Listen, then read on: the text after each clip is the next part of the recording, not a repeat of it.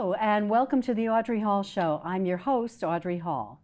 The next election in Framingham is on November 4th, 2025, and there are two candidates running for mayor, incumbent Charlie Sisitsky and challenger Geoff Epstein, former school committee member. Leading up to that election, you're going to encounter plenty of campaign materials that are carefully crafted by each candidate with details about their backgrounds and experience. To make the most of our time today on this program, I won't be covering that information. Instead, we're going to get straight to the issues that matter most so you can hear directly from the candidates about where they stand. The candidates were not given the topics or questions ahead of time, and this is your opportunity to see how they respond in real time, off the cuff, and in their own words. I encourage you to watch the full hour and hear directly from both candidates. Charlie Sisitsky is seeking re-election to serve a second term as Framingham's mayor. Welcome, Mayor Sisitsky. Thank you. And thank you so much for being here today. Nice to be here. Thank you. And thank you for your willingness to continue to serve the city of Framingham. We have a lot to cover today, so I'm going to ask you to try to keep your responses to about a minute. I will try. I know it's difficult. Just going to start off by asking you, if elected again in November, what specific differences will Framingham see during the next 4 years under your leadership versus your opponents? I can't speak for my opponent. I don't know that much about him, but based on his campaign so far, his focus has been on the schools. So I would expect him to pay more attention to what's going on in the schools than anything else. As mayor the past 4 years, I've been a complete mayor in terms of being able to deal with managing the entire city. There's a lot more to the city than the schools. Only about half of the city budget goes to the schools. The rest go to departments such as police, fire, public works, planning and economic development, and a lot of other departments that have to be managed and just have a very high priority as much as the school department. And I've been focusing on the entire city, managing the entire city, and meeting with a lot of people and going to a lot of events. I spend like 7 days a week at events with my wife, talking to people, meeting people, and that's part of the job that I enjoy the most, and I will continue to do that. I think we need to focus on the financial stability of the city and continue doing what we're doing because we're doing it so well. Okay. And how much do you think property taxes will increase under your leadership versus your opponents during the 4 years beginning January of 26? My goal has been right along to try to provide as much money as necessary to run the school without going above the limit of 2.5. And that's what I intend to continue to do. The city council, who has a final say in approving the budget, agrees with that. And we've been very successful in the 4 years that I've been mayor to have a fiscally responsible budget without going beyond 2.5%. Okay. What's your plan to minimize the water and sewer rates the rate increases going forward? So when I became mayor, I inherited a mess in the water and sewer department. It was in deficit spending. The previous administration used a big chunk of available federal money to subsidize the water and sewer department. As you know, it's a enterprise fund that relies on its own income to operate. And I did a comprehensive study that took several months to reevaluate the water and sewer billing process, the formulas. We came up with a new solution, and I promised that we wouldn't have to change the water and sewer rates for at least 18 months after we put in the new rates. And so far it's been successful. We've been being able to fund the department and its expenses without supplementing it with other sources of revenue other than the revenue from the rates. And we hope to continue to do that. You think they'll continue to go up? No, I don't think they will. I think we're in a good place. We're generating enough revenue right now. A lot depends on the climate and the weather, because when it's a dry season, people use more water, we generate more income. If we have a wet season and people use less water, that's less income. So we have to be aware of that issue. But I think we've done a very good job of stabilizing the rates, and I don't foresee an increase in the rates in the foreseeable future. Okay, great. Will you support significant zoning changes for more dense development in Knobscot and Saxonville, and specifically the land in Knobscot that's located near the intersection of Edmonds and Edgell Roads that was recently considered for development under the MBTA zoning? Yes. Yes to you. I understand the question, not yes to the answer. Okay. No, I don't propose, and I never did. And that's a misconception that a lot of people have, that I was the one leading the fight to increase the zoning in Knobscot by a large density.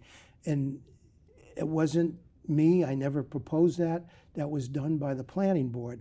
When the MBTA Communities Act came into account, they wanted the city to make sure we had enough zoning by right to accommodate about 4,400 new apartments. And people thought that that burden should be spread around the community, not in one area of the city.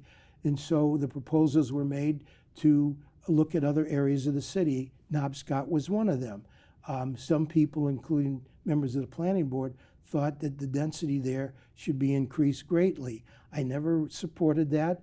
And as a matter of fact, because the rezoning never took place and we were going to be found in not in non-compliance with the MBTA Communities Act, at the last minute I submitted the existing zoning that existed in the downtown area to the state to prove to the state that we were in fact in compliance without the need to rezone other areas of the city.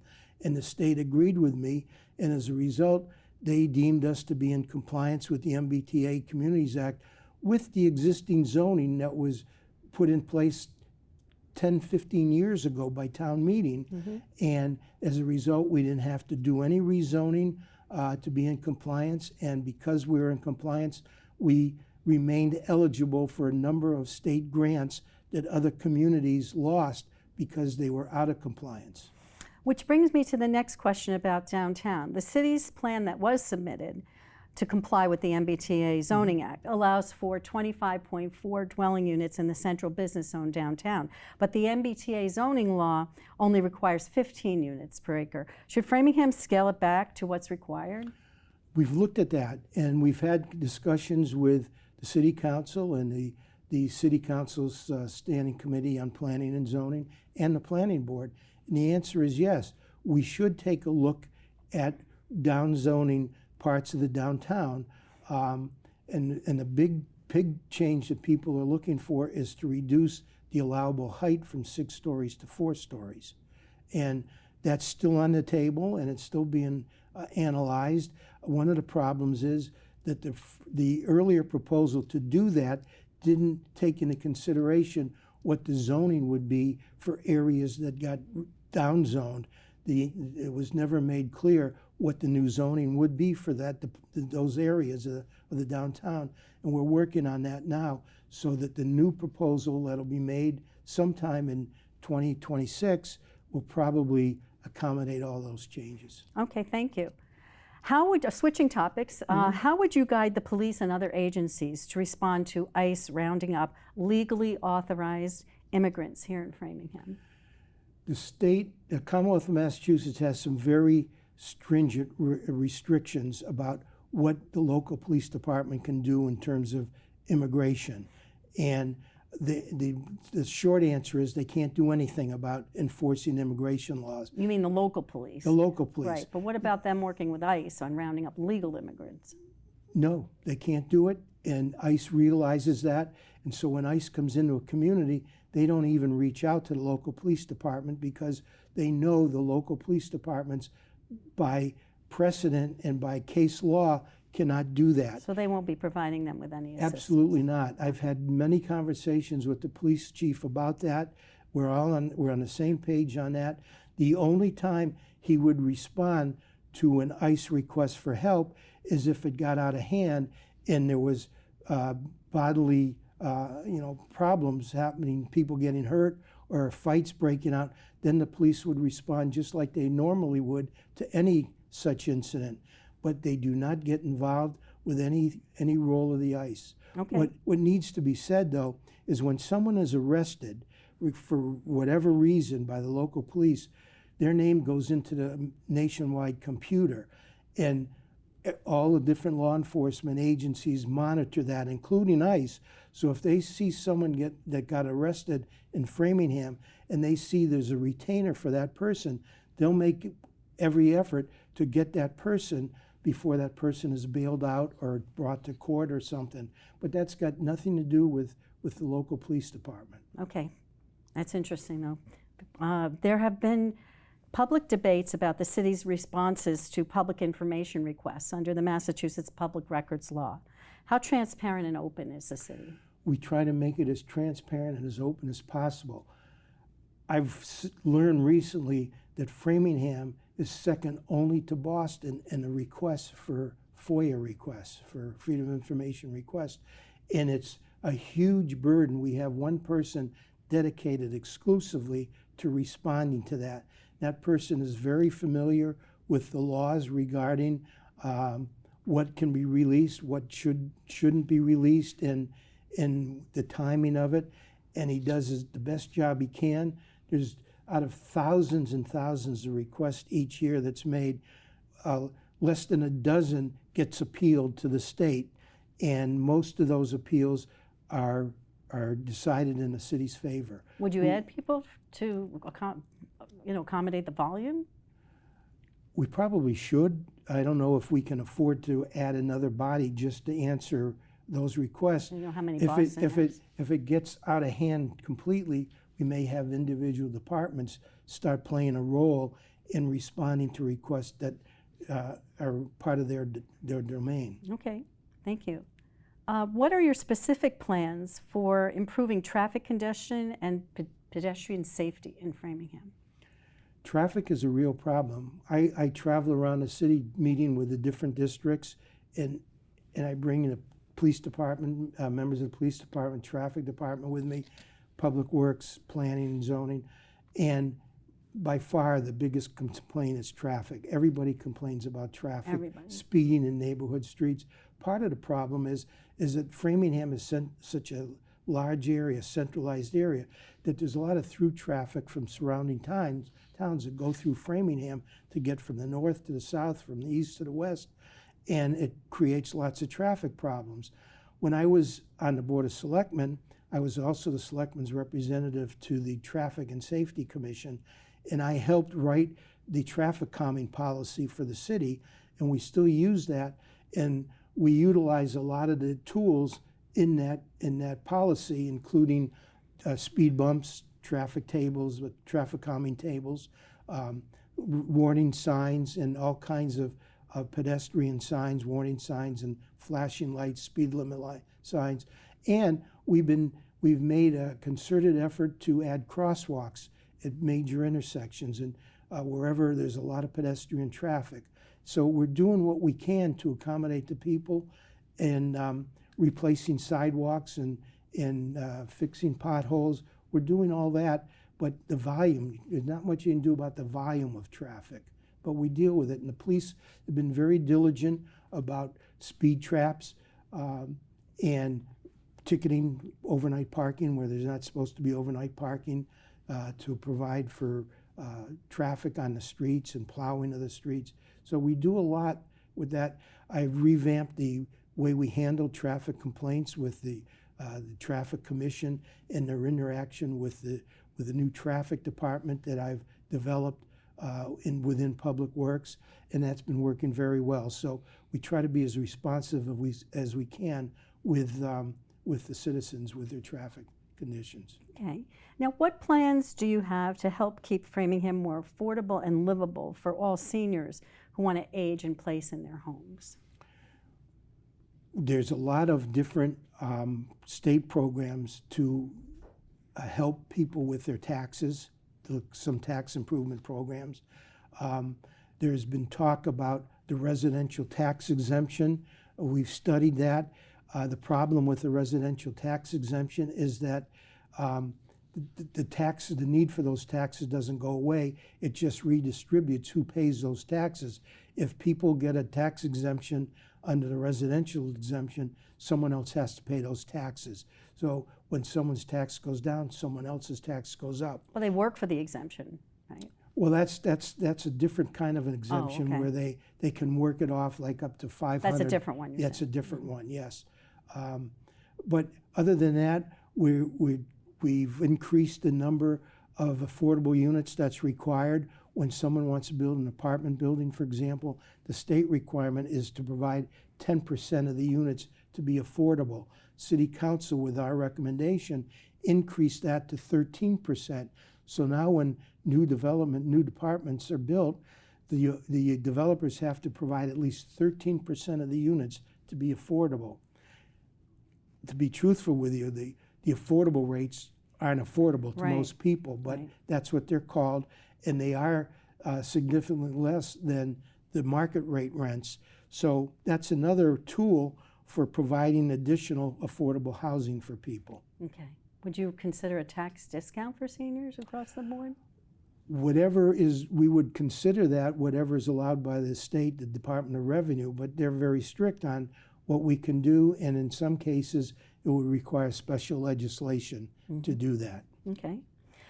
Senate President Spilka's office just recently announced $10 million in state funding for the Framingham Metro West Medical Center, which includes Framingham Union Hospital and Leonard Morrison Natick. That's right.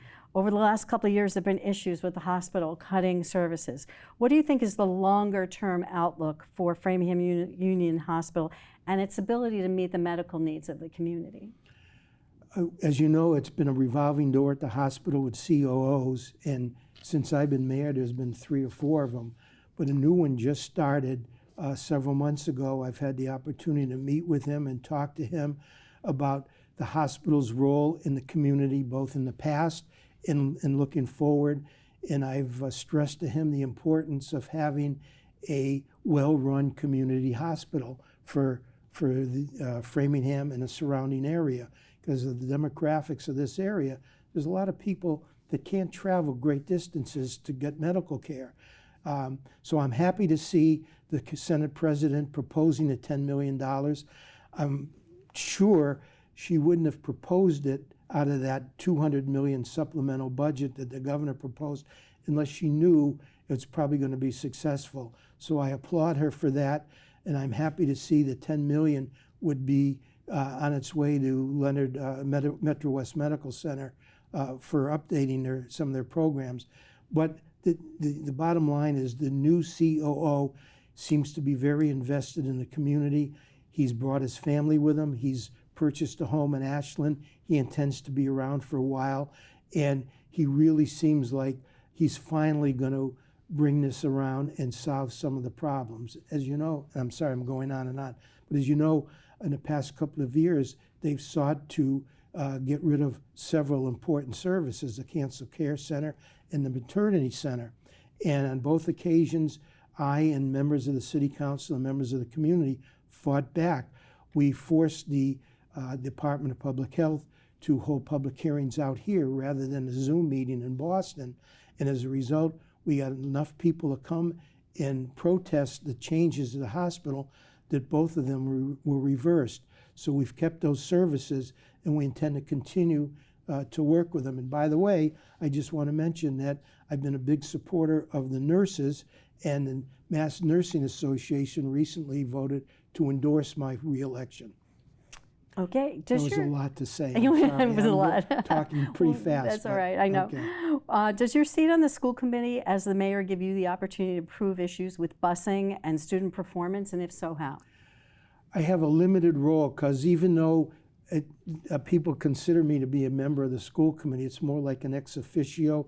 I don't have a vote. The only time I'm entitled to a vote is to break a tie on the school committee. In my 4 years, that hasn't happened. But I have been, so I'm not really involved in the day-to-day operation or the policies of the teaching part of the school, but I have been involved in the transportation. And as you know, the busing problem has been a big issue. And a number of occasions I've stepped in and had conversations with the bus operator. As a matter of fact, when schools were preparing with a press release to accommodate a a pending strike by the school bus drivers. I was on the phone talking to the Teamsters and talking to the bus operator, and we solved the problem during the press conference to plan on a shutdown of the schools, and we stopped. I was able to prevent a strike from happening. Just to go on, I'm sorry to go on so long, but it's important to note that when the school committee wanted to give the school bus operator more money to pay the drivers more money, it was determined that we couldn't give them more money outright because of the bidding laws. So I got the school operator, bus operator, to agree to give up his contract. We rebid it so we could pay. He could bid a higher amount to take in more money to pay the drivers more, and that's what happened, and that's how the drivers got an increase in pay. Okay. Do you support the long-term continuation of the two-way and school choice programs in Framingham? I think the school choice program, when it was developed, was probably a good idea, and it got us some benefits from the state in terms of funding. But the school choice now is part of the problem that I believe has caused all the transportation problems, because we have a number of buses that overlap, their school routes overlap, because they'll pick up kids will be at a bus stop and they'll be picked up by 2 or 3 different buses being brought to different schools. And I remember when my kids were young, and they would go to neighborhood schools, and it made a big difference. Okay. Part of the problem is that more of the students are on the south side than the schools, which are all on the north side. And it's hard to have neighborhood schools. When we build the new school at Bethany on the south side, most of those schools that'll be going to the new school at Bethany will be able to walk, and we'll be able to do away with a lot of the busing. Okay. How is the city going to raise all the capital funds necessary to build a new school on the south side, to replace Hemingway School, to make the former Marion High School into a full-blown community center, to improve intersections and decaying miles of water and sewer infrastructure, and to complete the many other capital projects that are already underway? It's a lot of capital. A lot of capital. We have to set priorities. We can't solve everybody's problem at once. We have to prioritize everything, and we have to be fiscally responsive. And that's exactly what Moody said about my administration, and that's why we've been able to maintain our bond rating, because we're doing it the right way. We're very careful about how we use free cash, how we use tax levy.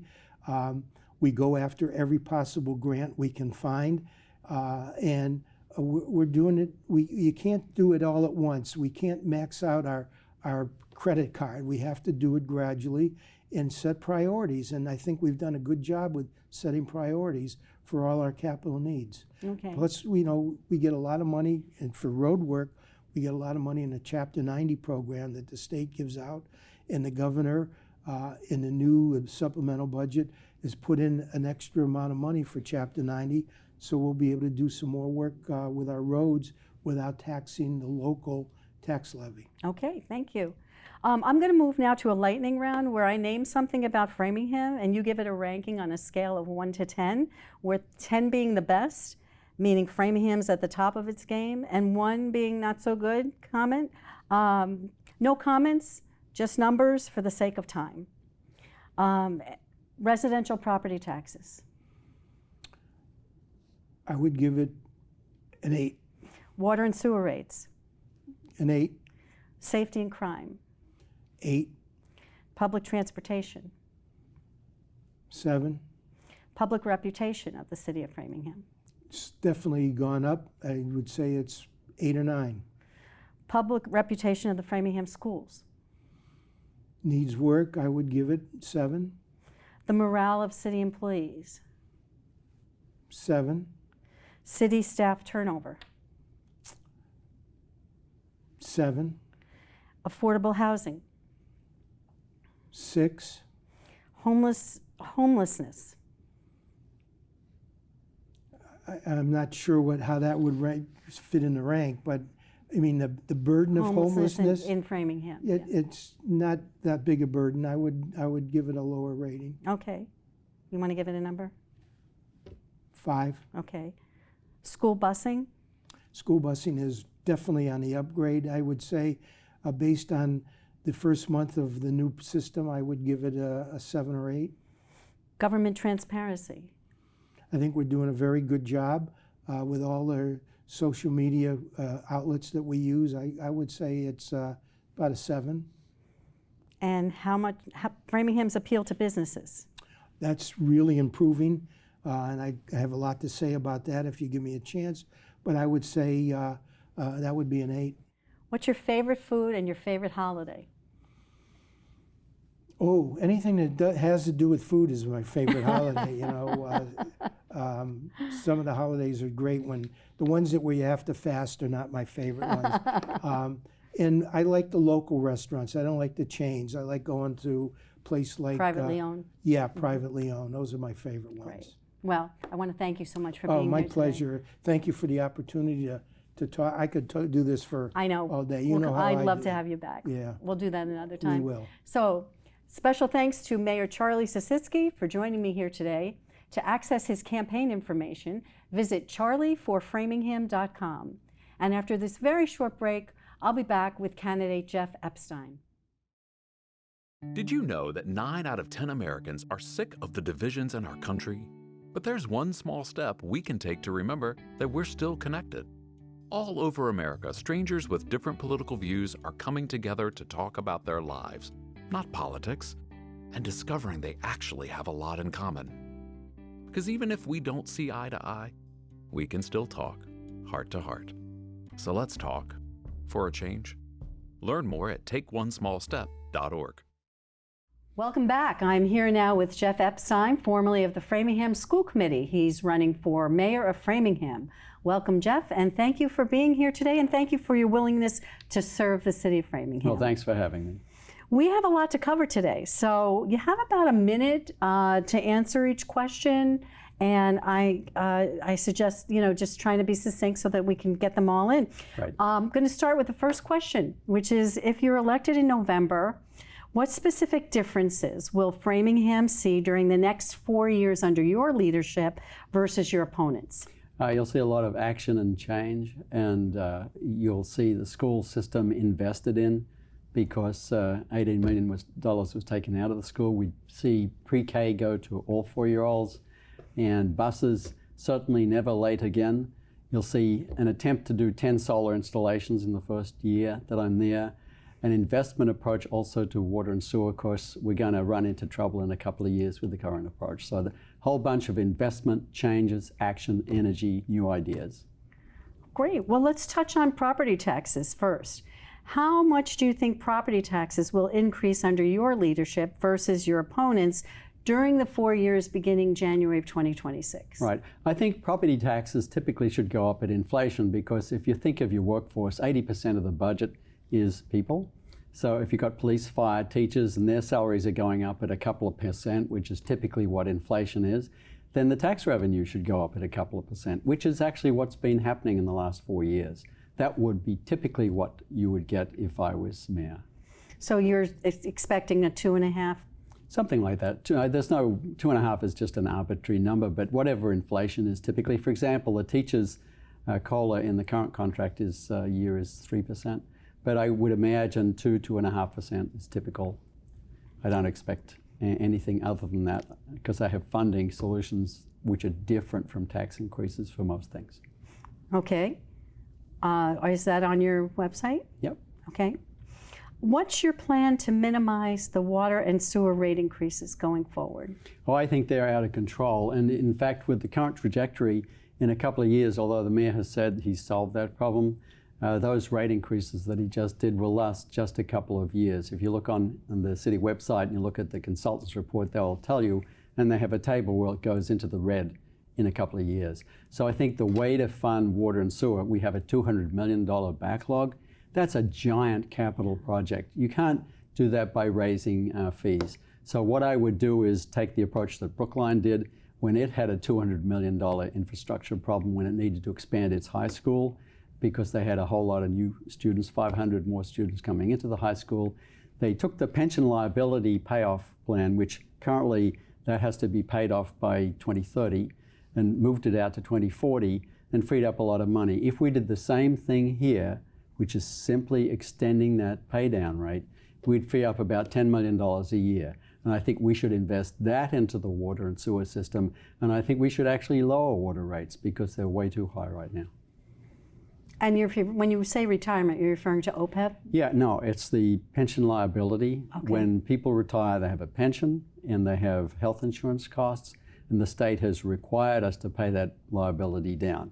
It used to be by 2030, but now it has to be paid down by or you can extend it to 2040. But that definitely will release. We're paying it down about $20 million a year. If we moved it out another 10 years, it's like taking a 30-year mortgage instead of a 20-year mortgage. So you can free up money there, which has been done in Brookline. I look outside our borders for solutions, and we could do that one here. Okay. Will you support significant zoning changes for more dense development in Knobscot and Saxonville, and specifically the land in Knobscot that's located near the intersection of Edmonds and Edgell Roads that was recently considered for development under the MBTA zoning? No, I'd absolutely not support that, because I think that's essentially a rural village. If you look at Edmonds, it's a scenic highway, a scenic road. And so if you look at that 30-acre parcel, they were originally trying to put 1,000 units into there. It got knocked down to 500. That would destroy that whole area with traffic all over the place. And also, it's very hard to build on that. There's a lot of ledge in that area. And so the better thing, I think, is first of all to consult the community to ask them what they would want. But I think one of the proposals that has been made is to keep it as open space. So that's what I would do. I would definitely, they just had 60 units put in across there where the CVS used to be and that whole kind of thing. And they've got to see how that traffic plays out. But that's really a very high dense development for one particular developer in a single family zoned area. So they rolled the dice, bought all that stuff and tried to make it a big profit center. $20 to $30 million of profit would ride on that. So that is definitely off the table if I was mayor. Okay, the city's plan that was submitted to the state to comply with the MBTA zoning, it actually allowed for 25.4 dwelling units in the central, this is the city's plan. It allows for 25.4 dwelling units in the central business zone downtown. But the MBTA zoning law only requires 15 units per acre. Should Framingham scale it back to what's required? Yeah, we way over complied because we gave the state the entire 225 acres of downtown rather than 50. We gave them, I would say, about 5,500 units rather than the 4,300 that the state wanted. But if we had got any credit for the prior developments we'd done, which is what every other community did around, we would have been able to take credit for all of the high-rise developments on Route 9 beyond Temple Street, the Green at 9 and 90, Waterview Terrace, and so on. If we got credit for those and made them an MBTA zone, we would have dropped the number of units down to 2,000 and would have had much lower compliance burden on us. And I would attempt to do that if I was mayor, to go back to do that. But the entire downtown, with zoning height allowed of 6 stories, is rather a nightmare because we're having these 6-story buildings being built on places like Pearl Street, which actually destroying the view from Farm Pond, from the Cushing Park area. If you look back across the pond, you see these buildings sticking up. And I think that's a really key area. It used to be where Harmony Grove recreational area used to be. I think that's something where we shouldn't be plopping 6-story buildings down. But I think that zoning needs to be revisited because there was one other case where Mark Foner, who's an optometrist on Union Avenue, has a 5-story building right next to his single-family house. So I think the City Council and the Planning Board need to look at that. And I would be very interested to have a much better, more nuanced solution for downtown. Thank you. How would you guide the police and other agencies to respond to ICE rounding up legally authorized immigrants here in Framingham? Right, I think the first thing we should do is stop people wearing masks. I think law enforcement officers should not be wearing masks. That strikes me as like a third world country approach to things. So I would like to see a city ordinance, even though it might not be enforceable, to require that any police officer, any law enforcement person should not wear a mask. And then the thing is, how do you manage this problem with ICE? I think I seek company with the other mayors in the state. And one of my first visits would be to Michelle Wu in Boston and say, how should we all, I know how she has an approach to the problem, and I would want to kind of align with that so that we all have a very uniform approach to ICE. You can't be breaking the law in dealing with ICE, but you have to comply in such a manner that you don't have your local police force co-opted into any kind of ICE efforts. Mm-hmm. And I've seen some terrible videos where one person in a car was being arrested and there were 50 police officers and about 24 police vehicles there. It terrorizes the local community, and that is not the America I know. So that's going to be developed over time, but certainly seeking company with other mayors matters. And I always like Benjamin Franklin's quote on this, and that is, you know, when we either hang together or we'll hang separately, because we have to join together, even if we crowdsource the whole area and say, there's an ICE hotline, for example, you can call, but we need some thoughtful, really serious joint response. Thank you. There have been some public debates about the city's responses to public information requests under the Massachusetts Public Records Law. How transparent and open is the city? It's really not. I've had a problem with that. For example, I asked for all the contract documents for the community center, and I got back a reply that there were so many documents, it was too broad a request, and I couldn't possibly be complied with for that request. Well, there's just 2 or 3 contractors. There's only a dozen documents. And of course they could have given it to me. So I had to appeal to the state, and finally they gave it to me. Further, I've always wanted to get the mayor's update when he updates to the city council in every council meeting. Well, they claim he reads it from a document on camera. They claim those documents don't exist. I've asked for them, they never give them. So I think it's entirely unsatisfactory, the current approach to public records that the city has. What are your specific plans for improving traffic congestion and pedestrian safety in Framingham? Well, we got to stop building high-density areas into areas that are already dense. One of the problems is it really comes back to transit.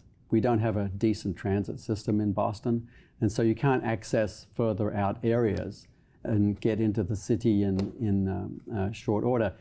I grew up in Sydney with a very good electrified rail system, and there you could get into the city in 15 minutes, would take 45 by car. We can't run enough traffic along the commuter rail right now because of all these kind of road crossings. So until that problem is solved, we're going to have a housing problem in Massachusetts, in my view, but we want to stop building more buildings into the same area because we're just creating a traffic nightmare. That's why I think we should take the height restriction down in the downtown area from 6 to something lower in parts of it. But we got to look at density and traffic. And we always do these traffic studies, and they never seem to give the result that this is going to be a nightmare. So that needs to be properly done, not checked as a box on these planning things. Okay. What plans do you have to help keep Framingham more affordable and livable for all seniors who want to age in place in their homes? Okay, well, first of all, I deal with the water rates, because the water rates are too high, and we should cut those down to something more sensible using that money that I was talking about earlier. In general, taxes have to go up, typically inflation, so that's a general problem. But keeping seniors in their houses, I've probably dropped 3,000-4,000 flyers around Framingham in the last 5 months, and I've done it 3 times. Once I did all of District 6 when I was running for school committee. Also in the Fuller campaign, I was all over the place. And you run into these houses that are very run down. And it's a situation where there's obviously a senior living there, and they're struggling not just with taxes, but with building maintenance, and with their car. You'll often see a car that is not functional. So I think you've got to identify the seniors who are in that trouble and start helping them. And there are lots of ways you can. In Brookline and Newton, my sons were in high school programs. where they did civic service for seniors. They would do shopping for them, they would do gardening for them, they would do light maintenance for them, they would even put together furniture for them. But I think we should use the students at Keefe Tech to help maintain buildings. I think there's a lot of things that could be done for seniors. In fact, I want to review the whole senior service area in Framingham because there are so many moving parts and we have a growing senior population. I was just talking to Randy Ellsworth this morning about that particularly, and we need to prioritize it. Would you consider a discount in taxes for seniors? Well, they have discounts in water. Discounts in taxes, I don't know what the legal situation is on that. But if we could do that, I would do that. But they've got a water discount. But we should increase it. It's 25 and Boston has 30. Senate President Spilka's office has just announced $10 million in state funding from a supplemental budget for Metro West Medical Center, which includes Leonard Morrison Natick and Framingham Union Hospital. Over the last couple of years, there have been many issues with the hospital cutting services. Right. What do you think is the longer-term outlook for Framingham Union Hospital and its ability to meet the medical needs of the entire community? I'd like to see Mass General Brigham buy that and have Tenet move out, because I think Tenet has no interest in running that facility well. So I was, when I lived in Newton Wellesley was independent, and then they were somewhat iffy. My family had a problem there with an infant, and they then were taken over by Mass General, and now I trust them. They're very well respected. They've got all of the good things that Mass General brings, and I would like to replicate that here. Certainly, I think Tenet should leave town. Okay. Does your seat as the mayor has a seat on the school committee, does that give you in that position with that seat the opportunity to improve issues with busing and student performance? And if so, how? Oh yeah, well, the mayor has budget control.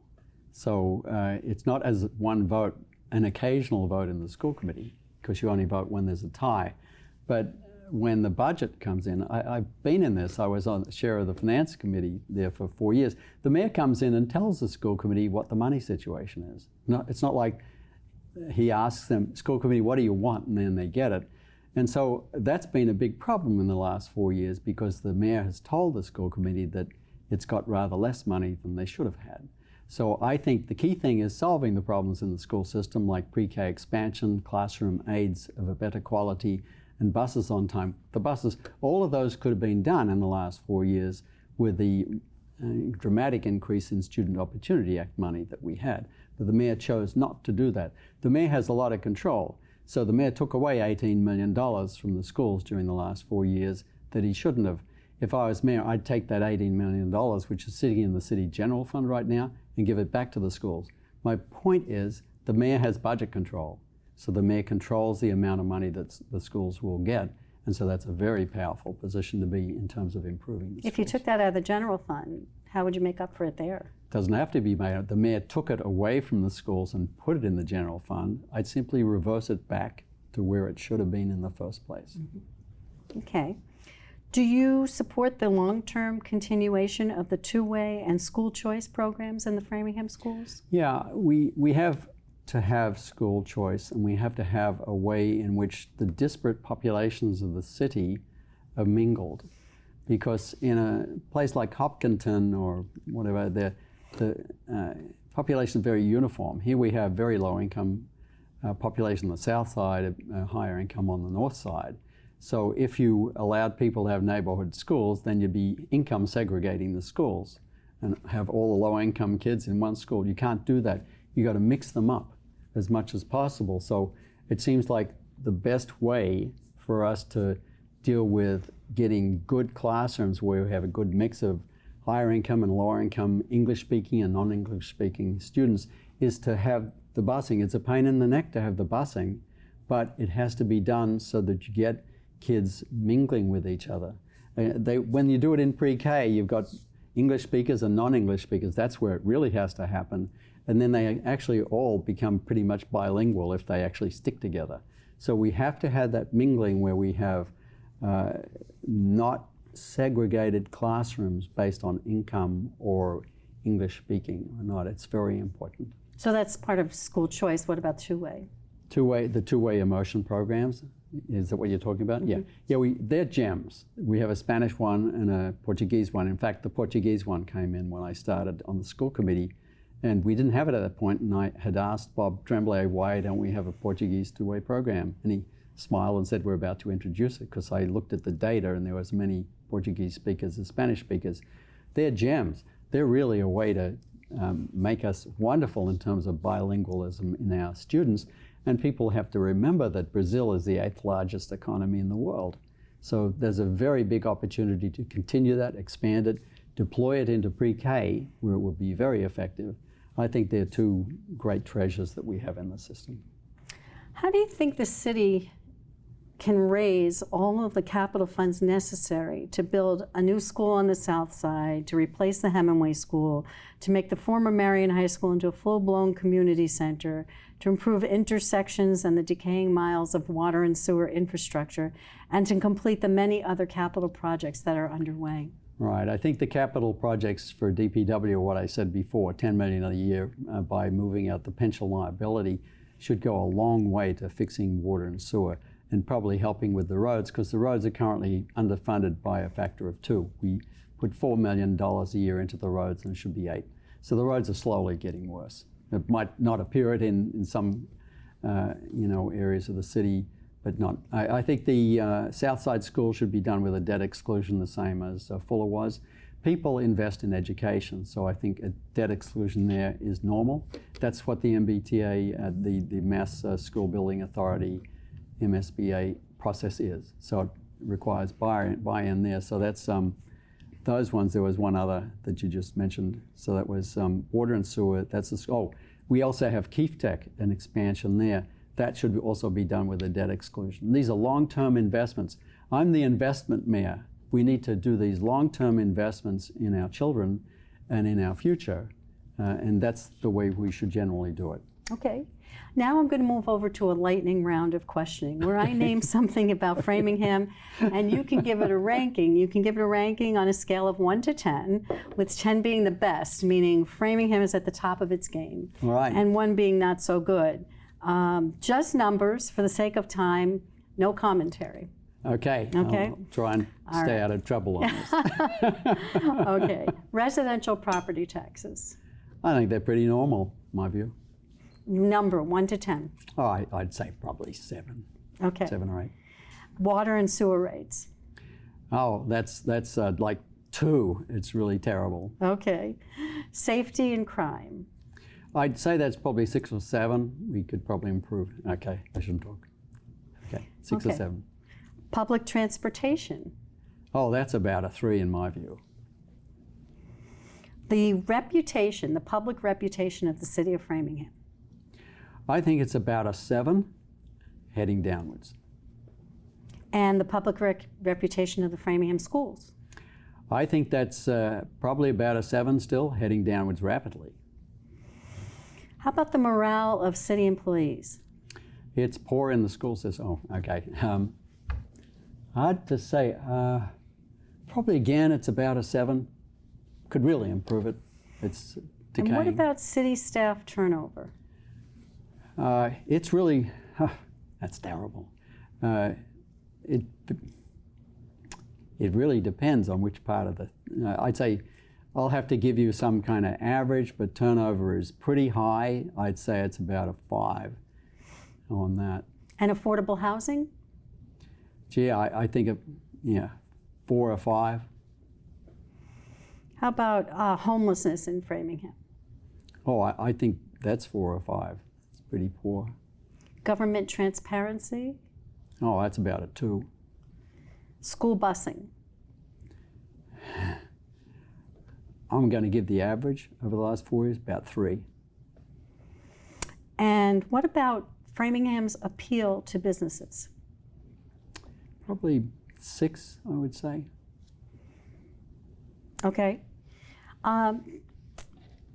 Now, on a personal note, what is your favorite food and your favorite holiday? I don't know, ice cream, but I can't have it. You can't have ice cream? No, I've got high A1C, so I have to be very careful with carbs and sugar. But my favorite food, I would say, an Aussie meat pie. It's one of my favorite things. I don't get it often. Oh, and what is a Aussie meat pie? It's a meat pie. It's 4x4, and it's got really good quality. You can have filet mignon. And it's also ground beef too. But it's like a crusty thing. But you can carry it around with you, and they have it at football games, and you kind of eat your meat pie and stuff like that. So I'm only saying that because I miss it. You can't get those here. No, well, you can, but they're not the same. Not the same, but I like a good steak. I cook, so I have a cooking channel on YouTube, actually. So. Well, that's news. Right. Well, yeah, right. I haven't put a lot on it, not much in the last number of years. But. And what about your favorite holiday? I'd say Thanksgiving. I think Thanksgiving is wonderful because you get together with family, and my family, they're great. So and you have good food, and it's a good time. You see people sometimes you haven't seen for a while. Okay.